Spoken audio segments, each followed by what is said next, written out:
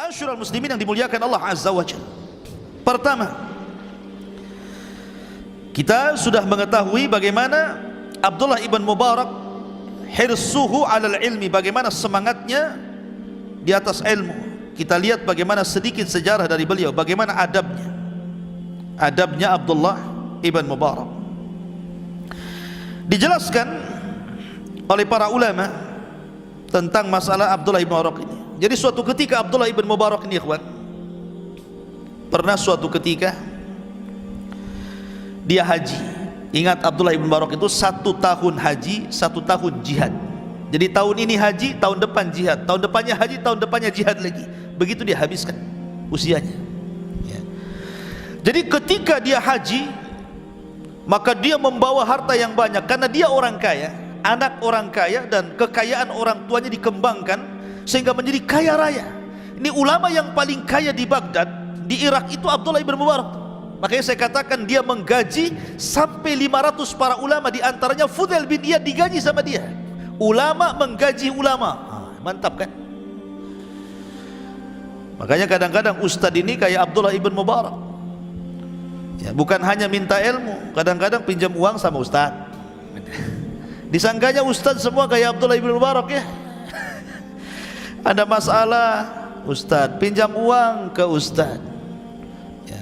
Ada kesulitan ke ustadz, pinjam modal pun ke ustadz. La haula wala. Ya kalau kayak Abdullah ibn Mubarak ya nggak apa-apa ya. Ya, ustadz kita ini kasihan, harusnya disumbang ya. Ma'asyiral muslimin yang dimuliakan Allah Azza wa Jalla. Lah suatu ketika haji itu dia bawa harta banyak. Jadi kalau dia haji itu bawa kafilah, karena memang dia dari Maru, Iran. Kemana? Ke Mekah kan? Itu kan perjalanan yang jauh itu. Jadi dia bawa unta banyak, isinya ya ini semua perbekalan dia sepanjang perjalanan itu. Jadi ketika sampai di sebuah kota di pertengahan antara Iran dan Mekah itu,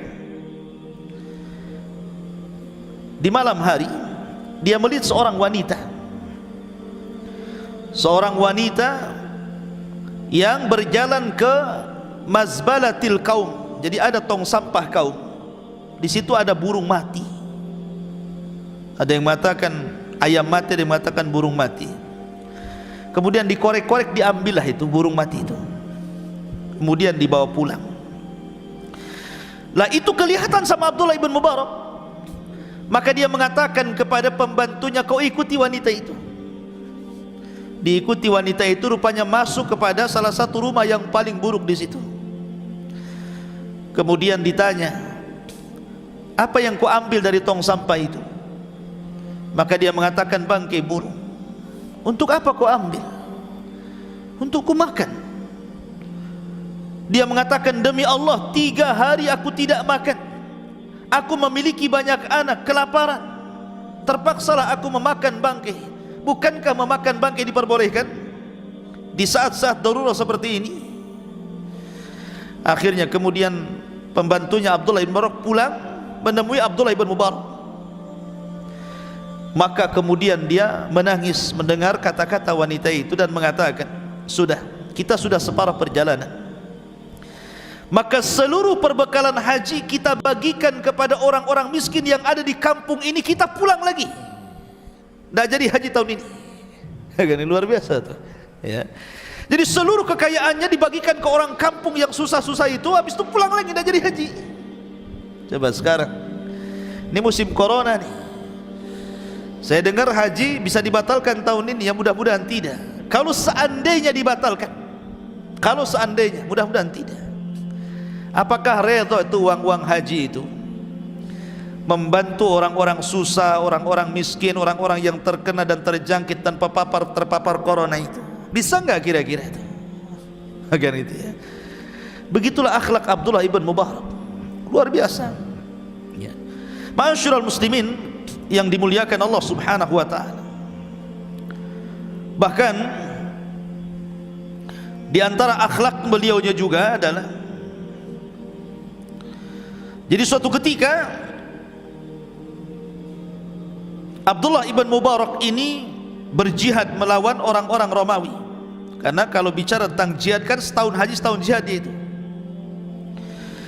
Jadi terkenal jihadnya luar biasa Abdullah ibn Mubarak ini, sampai-sampai dijelaskan oleh Abadah ibn Sulaiman al-Maruzi. Dia mengatakan, kunna fi sariyati ma ibnil Mubarak fi biladir Rum. Kami bersama tentara-tentara yang sedang menghadapi orang-orang Romawi, orang-orang Nasrani yang ada di Romawi itu. Kami sedang perang. Tiba-tiba, kan perang zaman dulu itu kan sebelum perang ada mubarozah ya. Mana jagoanmu? Ini jagoan gua. Orang dulu begitu. Dari zaman Rasul seperti itu. Jadi ada mubarozah dulu, adu tanding dulu. Mana jagoan lu? Ini jagoan gua. Gitu ya. Maka datanglah orang yang jago dari tentara Romawi, kemudian mengangkat pedangnya dan menantang, siapa jagoan kalian?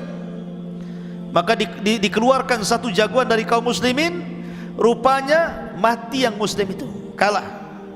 Kemudian dikeluarkan lagi satu, mati lagi, kalah. Dikeluarkan lagi satu, mati lagi, kalah. Tiga-tiganya mati. Ini satu orang Romawi ini kuat, sampai kecut tuh hati-hati kaum muslimin loh. Kuat sekali orang ini.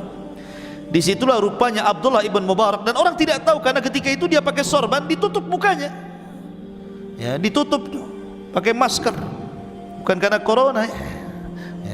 Jadi sorbannya diikat sini, kemudian dia masuk ke mubarozah itu. Maka berkelahilah Abdullah ibn Mubarak dengan seorang rajul dari Romawi ini, maka ditebaslah, matilah seorang Romawi. Bertakbirlah kaum muslimin, Allahu Akbar. Orang tidak tahu kalau ini Abdullah ibn Mubarak. Maka Abdullah ibn Mubarak karena takut ketahuan, dia langsung masuk ke pasukan, kemudian menghilang. Tapi ada satu orang yang ingin tahu siapa dia. Ketika dia masuk pada pasukan, dia berusaha untuk mencari dia. Akhirnya ketemu, sampai dalam tendanya dia buka, kaget, rupanya Abdullah ibn Mubarak ya. Lihat bagaimana keberaniannya beliau. Kalau soal jihad, dia orang paling depan. Bahkan saat jihad pun ada satu kisah menarik saat jihad itu. Jadi ketika adu tanding itu, dalam kisah yang lain, Abdullah ibn Mubarak ini meminta kepada lawannya untuk jangan dulu berperang. Saya siap melawan kamu, tetapi tunggu dulu, beri waktu saya sholat. Kata musuhnya, silahkan kamu sholat dulu. Maka akhirnya dia kemudian berwudu, kemudian sholat. Setelah kemudian dia selesai sholat, maka orang Romawi ini mengatakan, sekarang giliran saya beribadah kepada Tuhan saya. Tunggu dulu, saya juga ingin beribadah, katanya. Akhirnya dia ibadah menyembah matahari. Lah ketika dia beribadah menyembah matahari, dalam hati Abdullah ibn Mubarak itu ingin mencurangi dia. Kenapa? Karena Rasul membolehkan curang dalam perang kan? Karena Nabi SAW, al-harbu kaidun, perang itu tipu daya. Tetapi nggak jadi. Ketika dia beribadah, dia bisa nebas saja, sudah hampir bergerak gitu kan. Kemudian tiba-tiba dalam hatinya mengatakan, jangan kau berkhianat kepada musuhmu.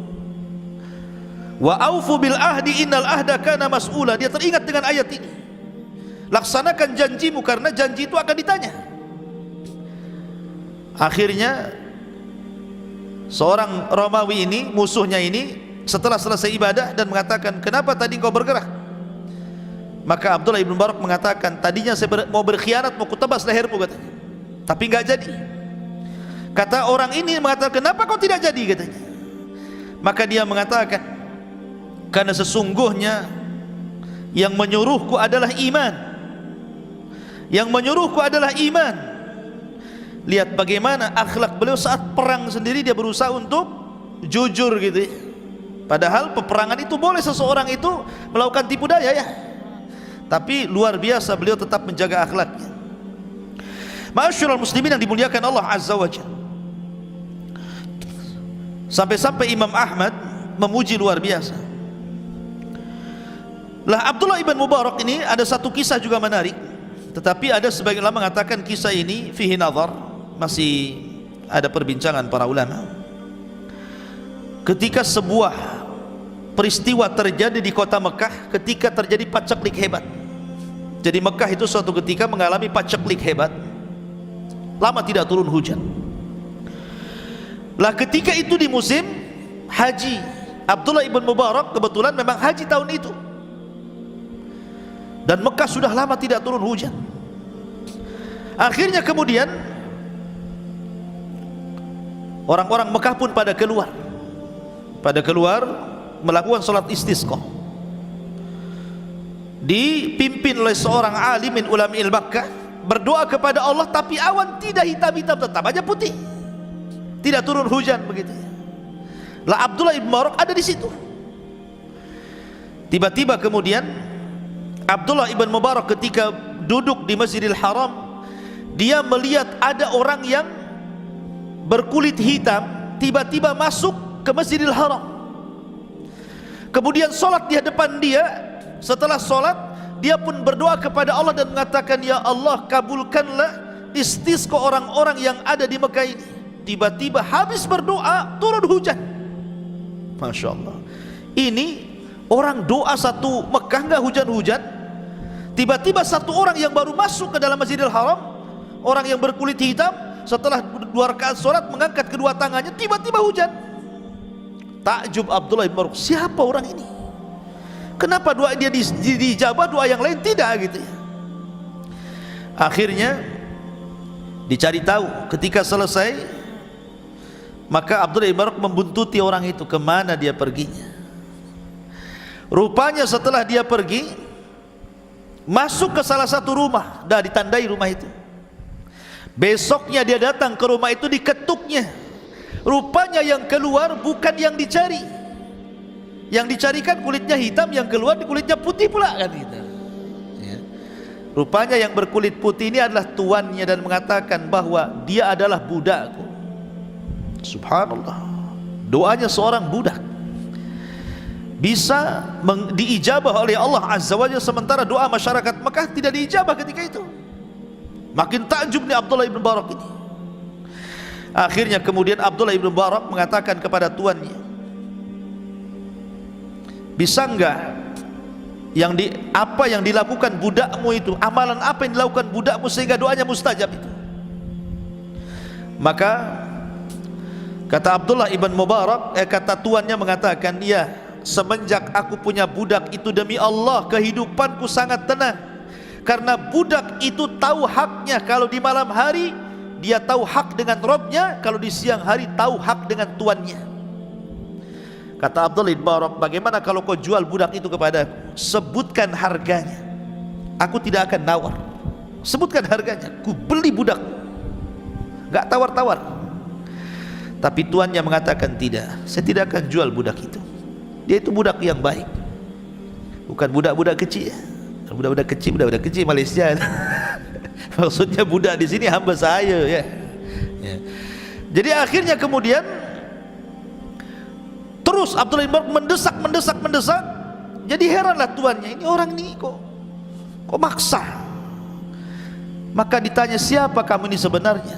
Kenapa kau cinta dengan budakku sehingga kau hendak membelinya?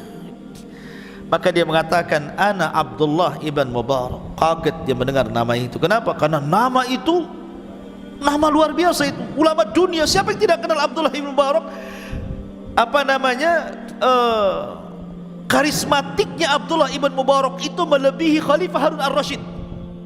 Makanya dia dikenal ulama dunia. Kenapa? Karena karismatiknya melebihi Harun ar-Rasyid, seorang khalifah. Sampai dikisahkan ketika terjadi jemaah haji, ada Harun ar-Rasyid dan istrinya datang, datang juga Abdullah ibn Mubarak. Tiba-tiba ada 2 kerumunan yang berbeda. Di sana ramai orang, di sini sedikit orang. Jadi orang-orang bertanya, itu siapa itu yang orang-orang itu ramai-ramai itu dekati orang itu? Maka orang-orang mengatakan, itu Abdullah ibn Mubarak, dikerumuni orang ramai. Lah itu yang situ siapa itu yang kok sedikit sekali? Itu Khalifah Harun ar-Rasyid gitu. Ngalahin Khalifah, bayangkan. Jadi karismatiknya luar biasa gitu. Siapa yang tidak kenal Abdullah ibn Mubarak? Khalifah saja kalah pamornya. Sampai-sampai seorang wanita menjerit, ya, inilah kekuasaan yang sebenarnya, bukan mulkul Harun katanya. Sampai seperti itu ya.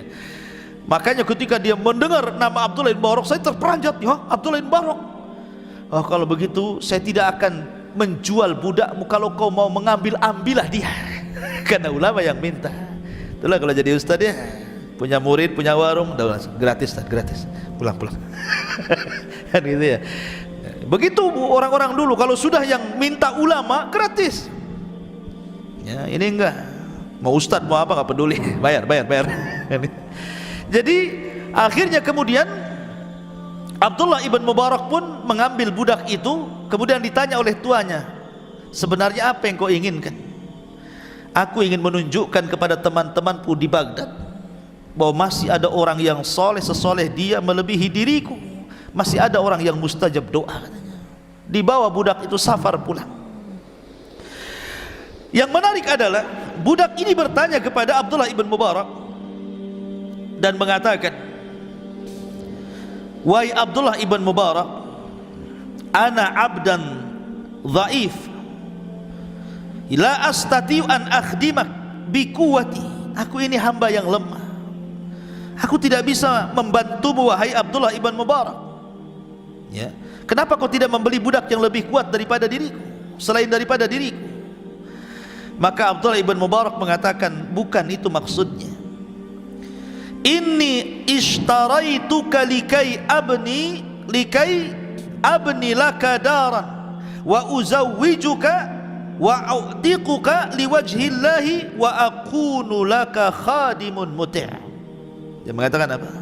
Wahai budak, tujuanku mengambil dirimu dari tuanmu itu agar aku membangunkan rumah untukmu, menikahkan kamu dengan seorang wanita, ku merdekakan dirimu karena Allah, dan aku yang akan menjadi pembantumu, bukan kamu yang bantu saya. Subhanallah ya. Bagaimana akhlaknya? Mendengar itu ta'ajjabal abdu, tentu yang hamba saya ini kaget, kenapa orang ini ngomong begitu kan begitu. Maka dia mengatakan, wahai Abdullah ibn Mubarak, sesungguhnya aku berusaha menyembunyikan kebaikanku kepada Allah, ibadahku kepada Allah, tapi rupanya Allah subhanahu wa ta'ala takdirkan ada pula yang melihat amalan diriku dan itu dirimu. Bagaimana kalau seandainya sebelum kita lanjutkan perjalanan, aku minta berhenti, aku ingin berwudu dan sholat 2 rakaat. Maka budak ini kemudian berwudu, kemudian sholat 2 rakaat. Kemudian Abdullah ibn Mubarak ketika itu bertanya, "Madza turidu minni al-an?" Ya. Lalu apa yang kau kehendaki lagi dariku wahai hamba, wahai budakku? Tidak, aku hanya ingin sholat, dan setelah itu inni sa'arhalu ila rabbi, dan setelah itu saya akan safar menuju Rabbku. Abdullah ibn Mubarak tidak paham maksudnya. Rupanya ketika sholat, budak ini sujud. Dalam sujudnya dia berdoa minta supaya dicabut nyawanya, dan dia mustajab doa. Jadi ketika sujud lama tidak bangun-bangun, heran Abdullah ibn Mubarak, orang ini kok lama kali sujudnya. Rupanya setelah dia melihat-lihat, pas disentuh rupanya terguling dan sudah meninggal. Dari situlah Abdullah ibn Mubarak menangis dengan sangat dahsyat sekali dan mengatakan, ma ahwanud dunya, alangkah hinanya dunia dengan orang ini. Ya, alangkah hinanya dunia ini ditimbang daripada orang ini. Maksudnya orang ini lebih mulia jauh dibandingkan dunia. Ya, sebelum dia sampai di kota Baghdad sudah meninggal gitu kan. Dari situlah dia sedih, sepanjang jalan dia menangis. Bagaimana di sini akhlaknya Abdullah ibn Mubarak? Ya, karena di antara masyayikhinya, di antara guru-gurunya kan luar biasa. Abu Hanifah ini gurunya, ya, Nu'man ibn Thabit. Kemudian Abdurrahman al-Auza'i, dikenal dengan Imam Auza'i, ini ulama dunia loh ya. Kemudian Syu'bah ibn Hajjaj atau dikenal dengan Gundar. Kemudian Hisam ibn Urwah, Sulaiman ibn Mihran, Al-A'mash, ma'ruf A'mash ini, ya. Kemudian Sufyan al-Thawri, ini kan ulama-ulama yang mencar tuh. Ya, hampir di semua negara, karena di zaman itu, di zaman Abdullah ibn Mubarak, di masing-masing daerah itu masih ada ulama dunia gitu. Di Mekah ulamanya lain, di Baghdad ulama yang lain, di Mesir, di Yaman itu masih banyak para ulama. Maklum hidup di zaman para tabi'in. Ya, jadi memang ulama masih menyebar. Makanya wajar murid-muridnya juga luar biasa. Yahya bin Ma'in itu muridnya. Kemudian Abu Bakar ibn Abi Syaibah, kemudian Imam Abi Dawud, ya, itu kan muridnya tuh, ya, Imam Abi Dawud, Imam Ahmad, itu muridnya semuanya. Sehingga wajar kalau seandainya Abdullah ibn Mubarak ini luar biasa, punya guru luar biasa dan punya murid luar biasa. Ma'asyiral muslimin yang dimuliakan Allah Azza wa Jalla, di antara beberapa petuah dari beliau, sebenarnya banyak kisah karena juga sudah isya, ya, kita akan bacakan beberapa petuah beliau yang sangat bagus sekali. Abdullah ibn Mubarak mengatakan, di antaranya adalah disebutkan bahwa rubba kabirin yusaghiruhun niyah wa rubba saghirin yukabbiruhun niyah. Kata beliau, terkadang ada amalan besar menjadi kecil karena niat, terkadang ada amalan kecil menjadi besar karena niat. Apa maksudnya? Saya contohkan, di zaman Rasul ada dua orang yang lewat ke sebuah perkampungan, di situ ada berhalanya. Yang satu mengatakan, "Qarrib, kamu harus menyembelih untuk patung kami, kalau tidak kau dibunuh." Dia mengatakan, "Ma ana uqarrib, saya tidak punya apa-apa untuk dikorbankan." "Qarrib walau kana dubaba, sembelih walaupun seekor lalat." Ditangkapnya lalat, disembelih di depan patung, akhirnya fakhallu sabilah, mereka pun melepaskan jalannya. Yang satunya kawannya dipaksa juga, "Qarrib, kamu pun harus menyembelih untuk berhala kami." Dia mengatakan, "Aku tidak punya binatang yang aku sembelih." "Qarrib walau kana dubaba, sembelih walaupun seekor lalat." Dia mengatakan, "Walaupun seekor lalat saya tidak akan sembelih di hadapan berhalamu kecuali kepada Allah." Dibunuh mati, dibunuh matilah ya. Akhirnya kemudian kedua-duanya yang dibebaskan di tengah jalan kemudian terperosok mati juga, sama-sama mati. Akhirnya yang satu dimasukkan ke neraka, yang satu dimasukkan ke surga. Lihat, ini kata para ulama seperti Syekh Muhammad bin Abdul Wahab dalam kitab Tauhid, gara-gara lalat orang masuk neraka, gara-gara lalat orang masuk surga. Gitu loh. Itu artinya apa? Lalat ini perkara remeh, tapi ketika niatnya untuk berhala menjadi besar, makanya terjerumus kepada syirkul akbar, masuk neraka. Kemudian yang kedua, lalat ini kecil. Kalau seandainya dia membeli sapi untuk beribadah kepada Allah melebihi lalat, tentu akan besar lagi pahalanya. Ya, terkadang perkara besar menjadi kecil karena niat, terkadang perkara kecil menjadi besar karena niat. Itu diantara salah satu hikmah perkataan Abdullah ibn Mubarak. Ya, jadi luar biasa. Dan dia mengatakan saking tawaduknya, "Uhibbus salihina walastu minhum." Saya sangat mencintai orang-orang soleh, tetapi saya bukan orang soleh. Kemudian, "Wa ubghidut talihina wa anna syarru minhum." Tapi aku sangat benci kepada orang-orang jahat, tetapi aku lebih jahat dari orang jahat. Itulah orang-orang tawaduknya beliau ya. Kalau kita enggak, aku lebih baik daripada dia. Dia begitu, masih mendingan saya. Orang sekarang kan begitu ya. Masih cerdas saya daripada dia itu. Masih alim saya. Dia itu jelek, masih bagus saya. Gitu ya. Kalau kita ya. Tapi Abdullah bin Mubarak mengatakan, "Aku cinta orang soleh, tapi aku bukan termasuk golongan orang soleh. Aku membenci orang-orang jahat, tetapi aku lebih buruk daripada orang jahat." Menunjukkan tawaduknya Abdullah ibn Mubarak rahimahullahu ta'ala. Lah, wafatnya Abdullah ibn Mubarak menyisakan tangisan para ulama di zamannya. Kata Abdul Wahab ibn Abdul Hakam, "Lamma mata Ibnul Mubarak balagani anna Harun amiral mu'minin qala mata sayyidul ulama." Katanya Abdul Wahab ibn Abdul Hakam, ketika meninggal Abdullah ibn Mubarak, maka beritanya sampai kepada Khalifah Harun ar-Rasyid amiral mu'minin, dan dia mengatakan telah meninggal pemimpinnya para ulama. Subhanakallah hamdika asyhadu an la ilaha illa anta astaghfiruka wa atubu ilaik. Allah taala. Assalamualaikum warahmatullahi wabarakatuh. Terjadi paceklik kan, karena mereka meminta hujan. Maka Musa pun akhirnya mengumpulkan kaumnya Bani Israel sebanyak 70.000 manusia, dikumpulkan di tanah lapang. Akhirnya kemudian Musa pun berdoa kepada Allah Azza wa Jalla agar Allah menurunkan hujan kepada Bani Israel. Tetapi ketika melihat ke atas yang tadinya ada awan hitam, tiba-tiba awan hitam itu menghilang dan menjadi cerah, seolah-olah doanya Nabi Musa tidak dikabulkan. Padahal yang berdoa Nabi Musa, kalimullah, ulul azmi, dan dia nabi yang paling masyhur di kalangan nabi-nabi Bani Israel. Sehingga Nabi Musa alaihi salatu wassalam merasa kaget. Kenapa tidak diijabah doanya? Ya. Kenapa harusnya hujan malah cerah langitnya? Maka Musa berkata kepada Allah Subhanahu wa taala, "Ya Rabb, ada apa ini?"